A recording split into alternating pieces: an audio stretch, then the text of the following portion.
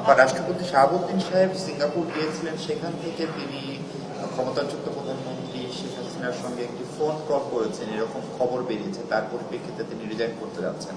আপনার মিশন বা এই যেহেতু এটি একটি বিদেশে হয়েছে, এইটার সাথে কারা জড়িত বা এটা কোনো তদন্ত বা সেরকম উদ্যোগ আপনারা কি নিচ্ছেন?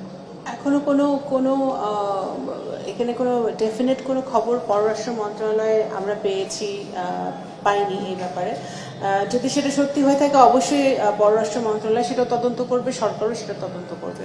বাংলাদেশ একটি গণতান্ত্রিক রাষ্ট্র হিসেবে, গণতান্ত্রিক সরকার হিসেবে আমরা আমাদের এই রিজনে স্টেবিলিটি, স্থিতিশীলতা এবং শান্তি বজায় থাকুক, সেটাই আমরা আমাদের অবস্থান এবং আমরা সেটা চাই।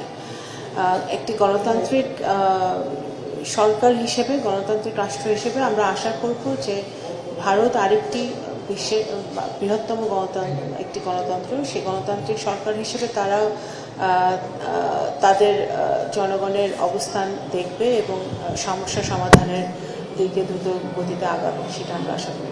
বাংলাদেশের সাথে যুক্তরাষ্ট্রের সম্পর্ক সবসময় ভালো আছে। বর্তমানে মাননীয় প্রধানমন্ত্রী জনাব তারেক রহমানের নেতৃত্বে যে সরকারটি এখন প্রতিষ্ঠিত বাংলাদেশে, সেই সরকারের নেতৃত্বে বাংলাদেশ এবং যুক্তরাষ্ট্রের সম্পর্ক আরও বেশি জোরদার হচ্ছে এবং হবে। যে সফরটি আসছে, সেই সফরটি আমি মনে করি যুক্তরাষ্ট্রের যে কোনো ডেলিগেশন যে কোনো হাই এন্ড সফর যখন হয়, তখন এটা আমরা মনে করি যে বাংলাদেশ এবং যুক্তরাষ্ট্রের